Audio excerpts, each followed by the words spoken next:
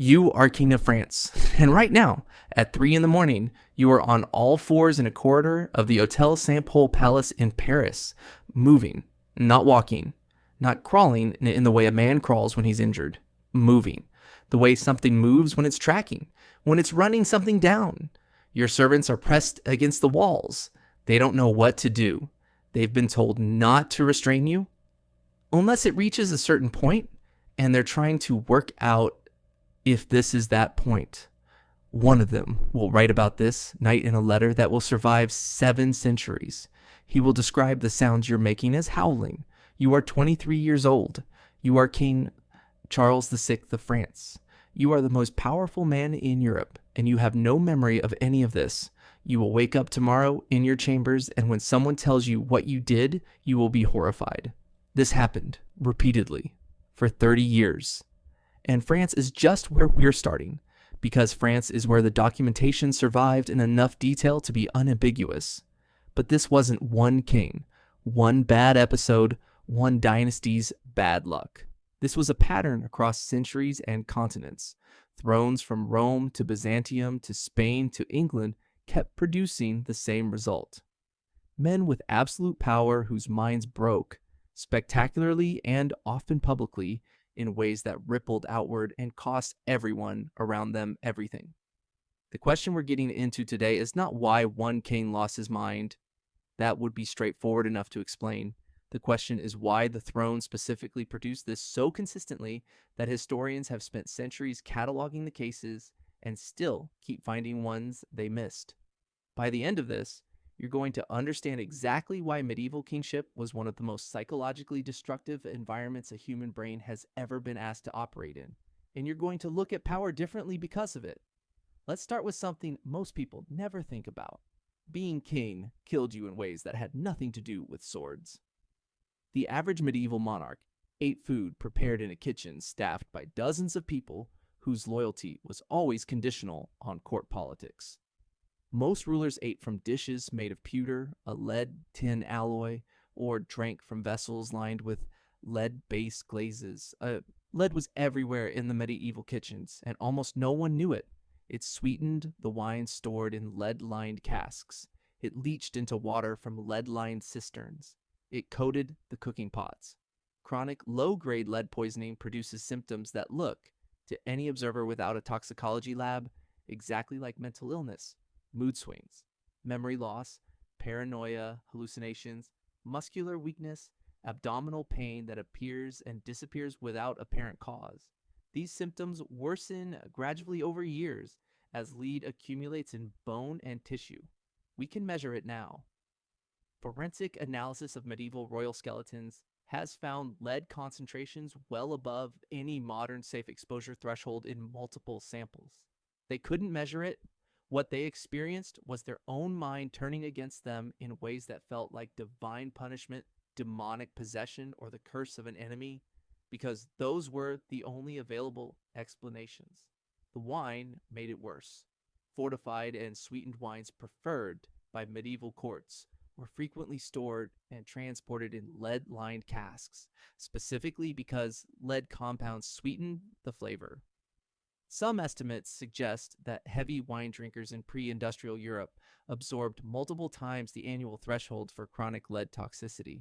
Now put that inside a man who has been absorbing it since childhood, who is under chronic cortisol pressure from running a medieval state, and who has also, quite possibly, inherited a set of genes that have been systematically narrowed by generations of dynastic marriage.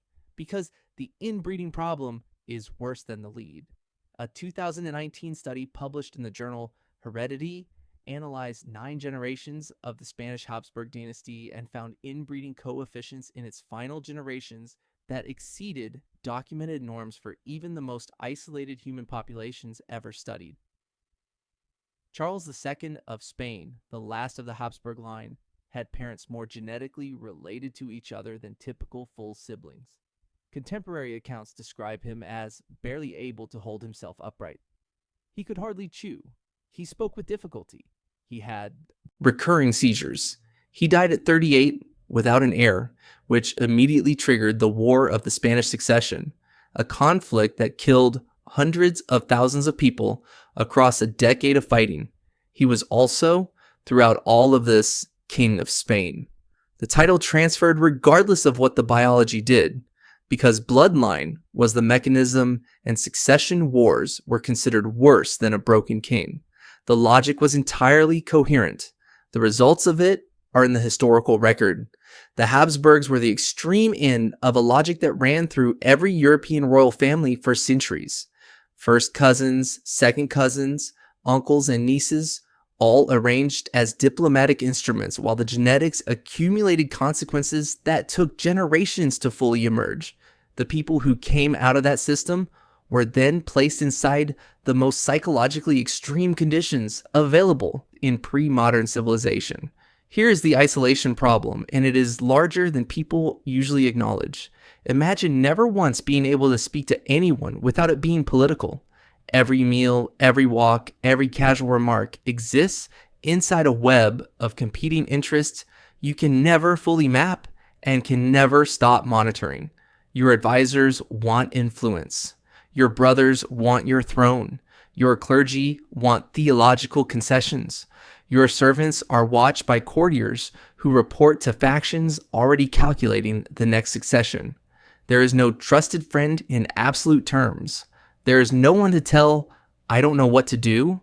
Without that uncertainty becoming a resource, your rivals will use against you immediately. Modern psychology has a clear account of what prolonged hypervigilance does to the human brain. The amygdala runs in a state of continuous low-level threat activation. Sleep quality degrades. Decision-making becomes erratic. The ability to distinguish genuine threats from perceived ones starts to fail. Paranoia is not a character flaw. It is a predictable physiological output of an environment where trust is structurally impossible and a single misjudgment is potentially lethal. These men were trained into that environment from childhood.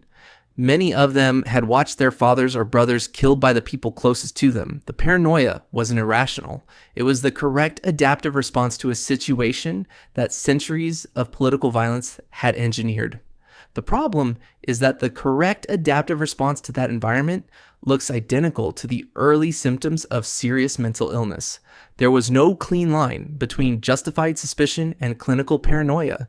The environment made it impossible to tell the difference for the king or for anyone around him. Caligula became emperor of Rome in 37 AD at the age of 24. The first several months of his reign are described by multiple Roman sources as genuinely competent. He recalled political exiles. He abolished some of the informer networks his predecessor Tiberius had used as weapons against the Senate. The Roman public responded warmly. Then he fell seriously ill, something the ancient sources call a brain fever, possibly encephalitis, possibly something else entirely. He survived it. What followed over the next 3.5 years has fueled argument for 2,000 years. Senators executed on apparently trivial pretexts, the famous story of his horse Incitatus being given civic honors, the exact nature of which varies depending on which ancient source you trust.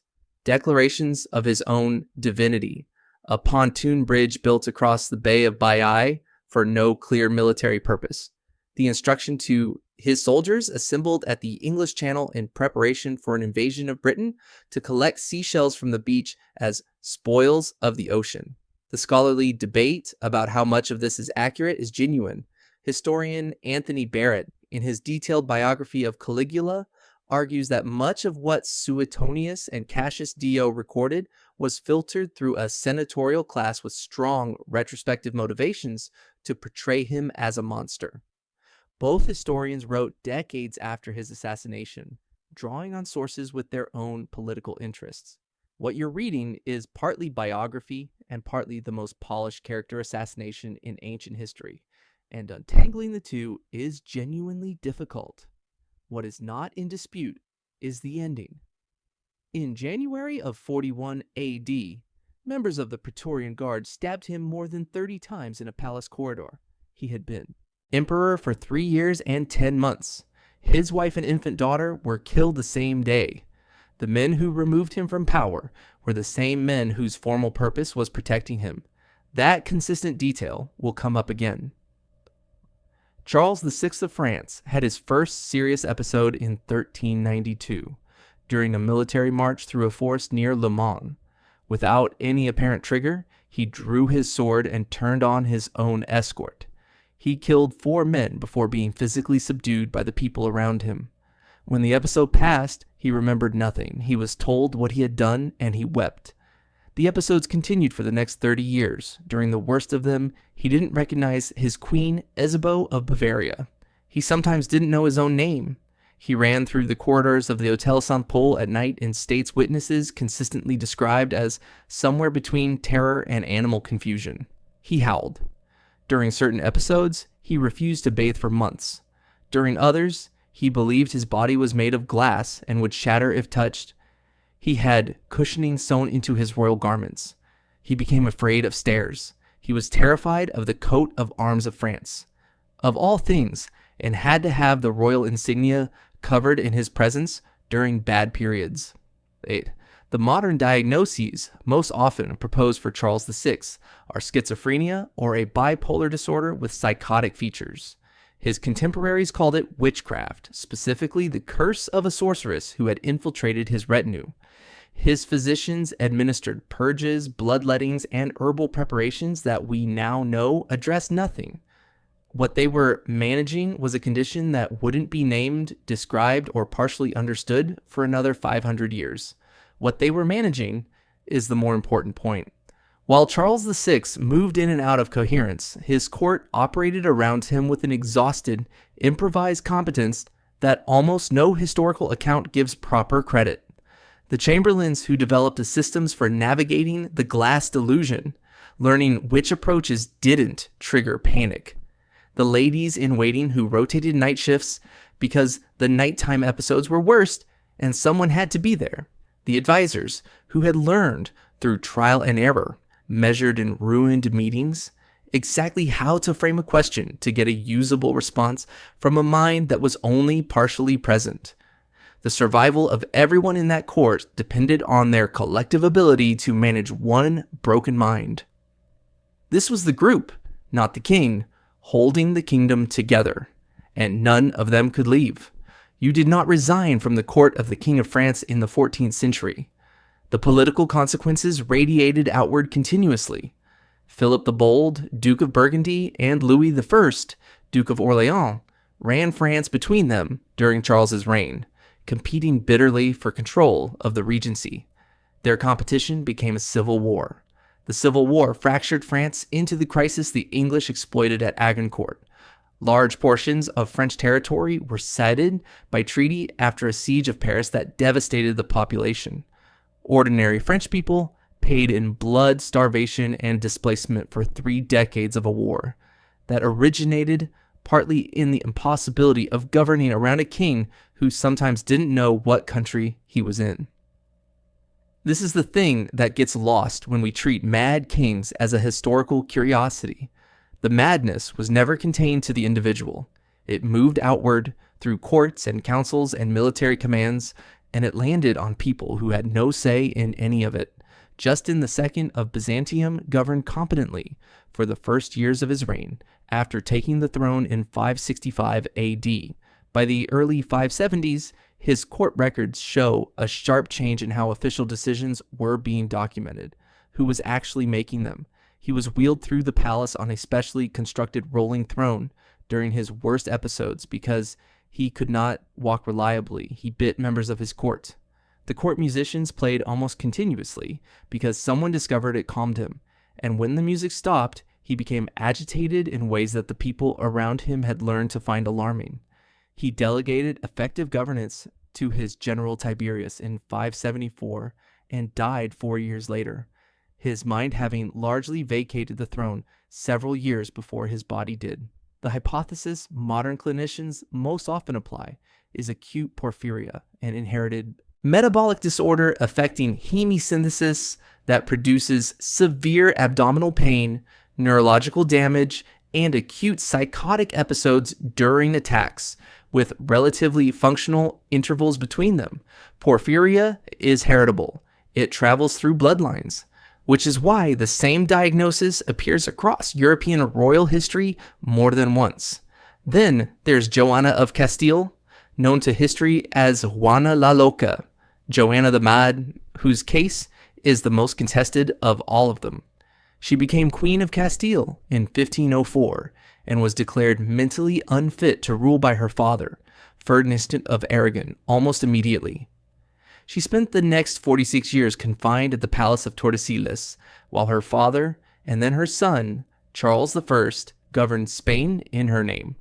The behaviors recorded against her include extreme grief after her husband Philip's death in 1506, a prolonged refusal to bury his body, and episodes of apparent dissociation and rage. But the accounts were written almost entirely by people who had strong political reasons to maintain she was incompetent.